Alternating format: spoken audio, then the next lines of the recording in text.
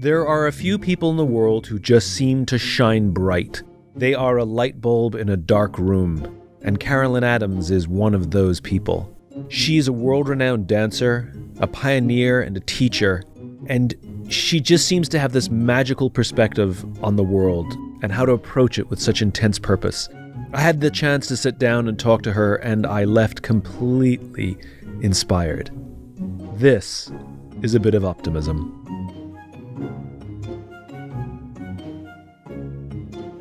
Carolyn, thanks so much for joining me. What was it like for you as you were trying to build a career in the arts, trying to be a dancer as a young black woman during the civil rights era, during the 1950s and 60s? Well, it was a pretty smooth ride.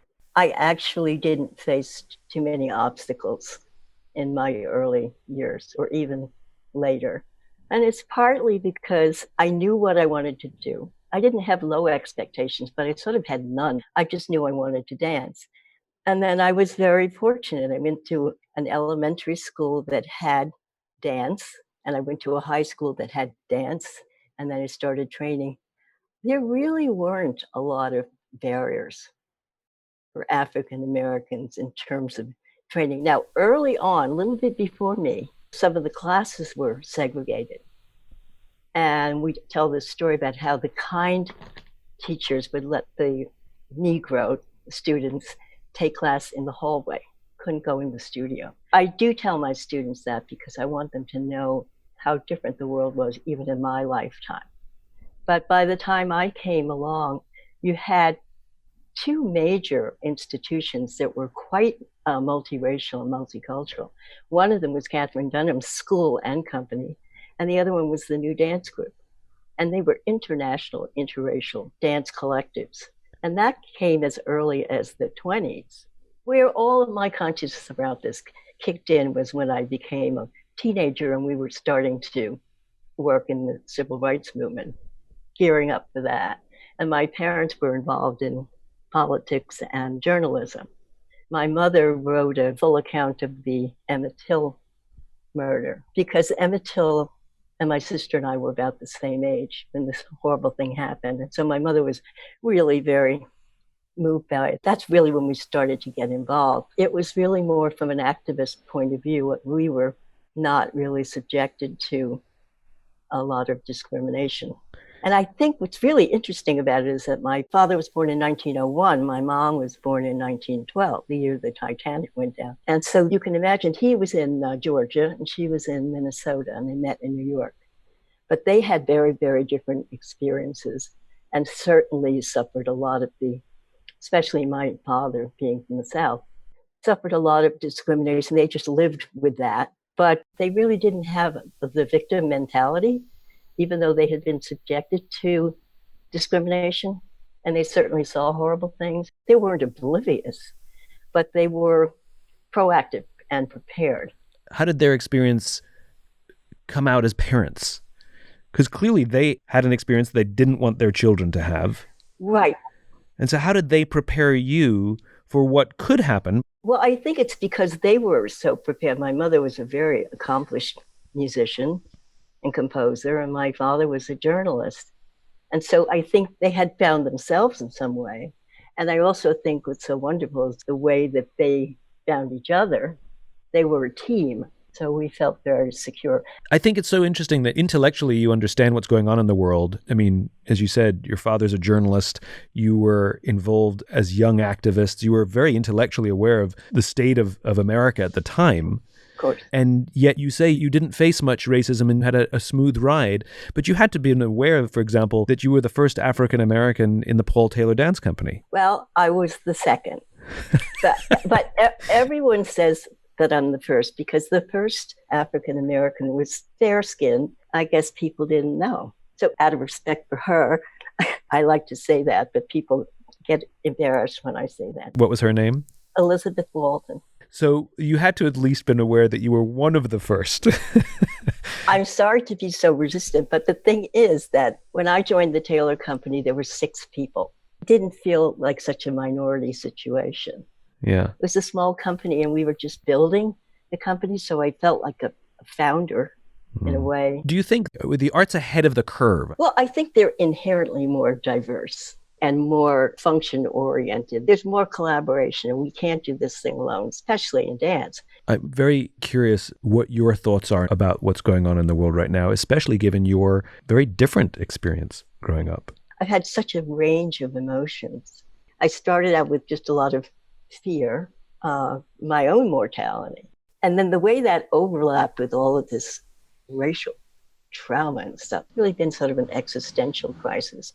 And I think that in terms of hearing all the different voices about Black Lives Matter, which of course they do, I think that that didn't really resonate with a lot of people until they witnessed a murder on TV.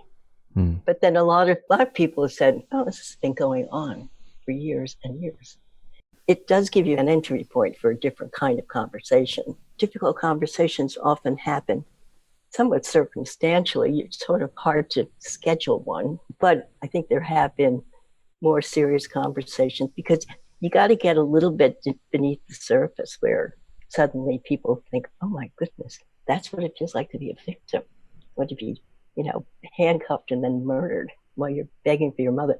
That would be the initial thing. Just get at people's feelings, you get where people live. I appreciate this idea that something has to happen before somebody has the wherewithal to say, I need to talk to you about something bigger than this. There's always something underlying, right? But it takes a thing to force a conversation. Yeah, I think so. And then you hope that you're open to it. I think that becomes the difficult part. Right. And either side can start the difficult conversation. Well, it's funny because if you think about it within the context of a therapeutic situation, therapy sessions are often very difficult conversations, right? But it's what is the comfort level and what is the trust and what is the interaction? I mean, in a way, I think those kinds of environments can be created. Have you had any difficult conversations recently? Have you had to create that space? Yeah, I was talking to somebody about race and about some person who had said some racist thing to some other person, and it was overheard and it became a little scandal. And this white person who was telling me this story was talking about how furious he was with this other white person who had made this racial slur. And I was trying to say, well, she was probably brought up that way. And he said to me, which was real lesson for me, he said, well, I was too, but I made a choice. He said, I grew up hearing the N-word and everything of my whole life. And he said, she's responsible for making a choice not to do that. And that was kind of a revelation for me. What was the revelation? Well, just the idea that somebody is responsible for not only their behavior, but their willingness to look at things out of their own eyes and not those that been sort of filled their ears. Yeah, the idea that we're active participants in our own life, right? Yeah. There's a poem by Philip Larkin, of which the first stanza is, they fuck you up, your mom and dad. They may not mean to, but they do. They fill you with the faults they had and add some extra just for you. Oh, that's great. And it is that we carry this baggage, and the question is, we'll probably gain more baggage, but what bags do we leave behind as well? Right. And the fact that we should be, hopefully, actively examining the bags we're holding at all times, which is this idea of self-examination. Right. But I guess that's also a bit of a luxury, because in a way, if you've got those patterns set up and there's nothing really to challenge it, it somehow means that you have to break away so that you become porous before you can even start to make those choices. There has to be a mechanism that takes us from tension to safety. Well, I think that's a very powerful idea. It also explains why it's so important, especially in art, but in teaching, in education in general. What you really want to do is teach the person before you can teach the subject. People say, what do you teach? I said, I teach people. You want to build skills, but you also want to build self-knowledge and the porousness within the person so that they have their receptors. So you're trying to do both things at once. You're trying to give them the skills of reason and judgment and all that, but you have to make them the author of their own thoughts or the author of their own movements. I love this. This goes to a deep sense of purpose, right? Especially for a teacher like yourself, which is you're not there to teach a curriculum. You're not there to teach a movement or a choreography. You're there to teach a human being. And every teacher, formally or informally, is responsible for helping the human beings in their care become better versions of themselves. Exactly. And they use their discipline or their subject as a means to do it. Yeah. But at the end of the day is that this person, child or adult, leaves this conversation or leaves this classroom slightly better than they went in. Not slightly better informed, not just slightly more intelligent, not just slightly better at the choreography, but actually having learned that capacity for self-examination or to have an opinion on the path of life that they can choose. Yeah, and part of that is getting them to recognize that they have to be in the driver's seat, that they have to be in charge of that. So you got to get them to know what they don't know so that they can then go after it actively and not passively. One of the ways to really inhibit another person's life without putting them behind bars is to convince them that they have nothing to offer. This is the tragedy of discrimination. You tell a poor person they have nothing to give. Poor people are always giving to other poor people. The notion of empowerment has to do with one's ability to reach out and be of use and of assistance. We are human animals. We connect. You isolate people and tell them they have nothing to give. You're on the course to destroying them. It's the most demoralizing, heartless thing you can do. We spend so much time telling individuals or even populations that they have no value, which perpetuates the problem. And what we need to do here is convince people who may have not been convinced of that in the past that they have great value. The thing that I was struck by that you said before that I loved was that it requires partnership, that nobody can do this themselves. That in all these cases that we're talking about, there's at least two. There's a student, there's a teacher, there's black and there's white. There's me and you. Yeah. Well, we're communicators. The interplay and the interaction and the response, this is our oxygen, which is why this pandemic has been so difficult for most people. If we have to define you, dancer, pioneer, teacher, which is the word that you like the most? Teacher. And so the question I have is, what does it mean to you to be a teacher? Well, to me, I try to impart everything that I know to them, and that they know that they have the power to bring about anything they want to bring about. It takes a lot of courage to do most things. I also talk about the tightrope people in the circus and said, you can't just sort of do this step. You're on a tightrope. Not only that, but that partner of yours, you better catch her. You have to raise the standard of what they're going for and what they're responsible for. And I think now when everybody's going for, they want the job, so they're going to try to please other people all the time.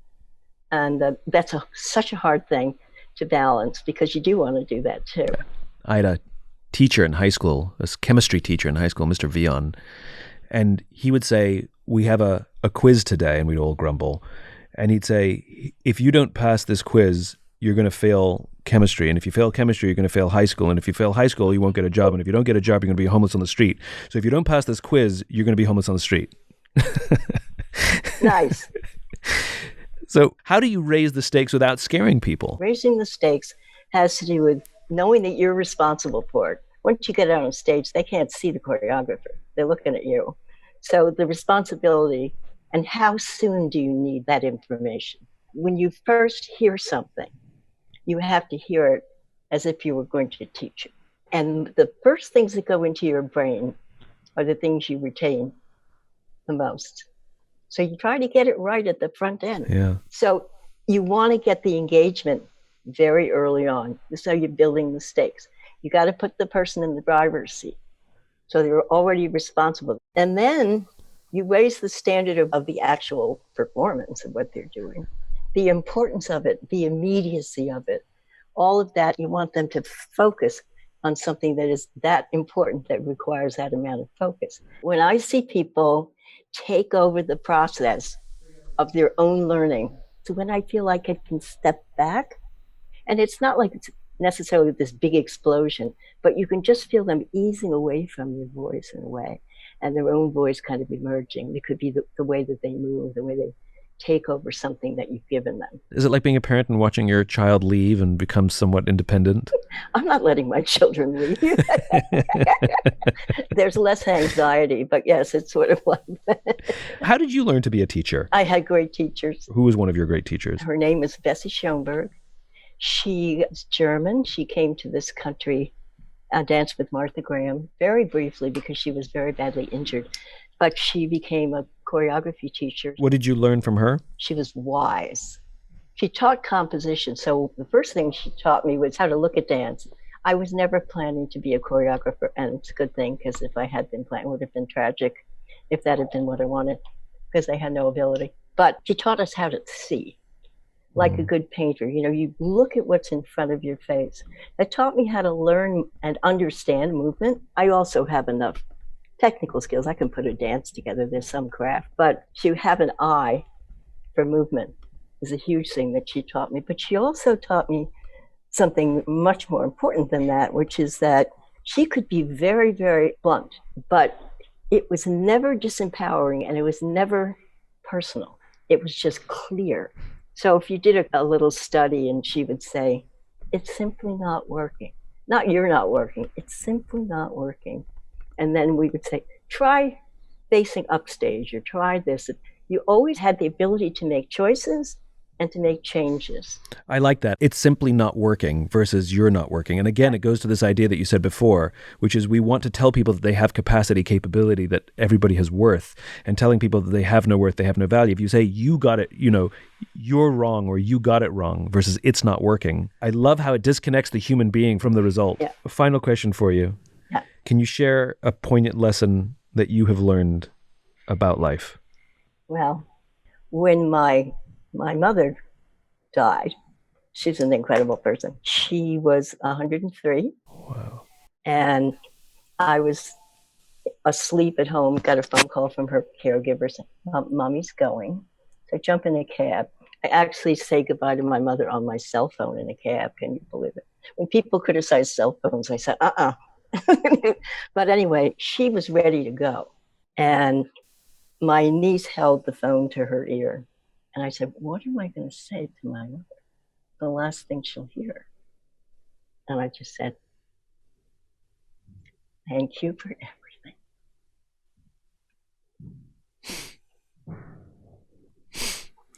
I think gratitude is one of my most valued things that I have in my life. I'm really grateful to all the people and for the life. I have an enormous amount of gratitude. And I guess if you have gratitude in the sense of appreciating what you have for yourself and what you have to give, it's kind of hard to be totally pessimistic, because that's a process. It's a living process that's kind of indestructible. Every day to end with a gratitude, to say, what am I grateful for, forces us to find something good about the day. I think so. And I think, you know, with this 24-hour news cycle where the news is incentivized to show us things that scare us because it is good for their ratings, which is good for their advertising, I think sometimes we stop seeing the good in the world and start to believe the world is bad or humanity is bad. And if we have this practice of ending every day to find something that we are grateful for, I think it's more than just a nice idea. It makes us all optimists. I think this is what turns someone into an optimist, which is you start to recognize that there is something every day that is good. Right. And it can be something small. I have 4 little things that sit on my desk, and each one of them came from an encounter that I had with a person. One of them was a stranger, but they're all symbols of what we've been talking about, and I have them like a little altar. One of them was a healing stick that someone gave me. One of them is a little prayer book that a woman on the bus gave to me because I helped her on the bus. And she said, this may not seem like a big thing to you, but it just saved my life. They're little objects that represent such pivotal moments, exchanges. Have you ever heard of the chemical oxytocin? No. So we're emotional beings, but we're also chemistry. Right. And so there are 4 primary chemicals in our body that are responsible for a lot of our emotions and a lot of our behavior. Endorphins, which you know about as a dancer. You push your body really, really hard, you have an endorphin rush. Or you tell a good joke. Or you tell a good joke, or you eat chocolate. Dopamine, which is responsible for the feeling we get when we find something we're looking for, or we accomplish something like, I did it, or there it is, that little bit of elation you get when you find your phone or your keys. Serotonin, which is, it's pride, and it's also accomplishment. So, when our kids are saying, look at me, look at me, look at me, look at me, watch me jump in the pool, watch me jump in the pool, they want the audience, and they want us to say, great job, right? Mm-hmm. That sort of recognition. And then you have oxytocin.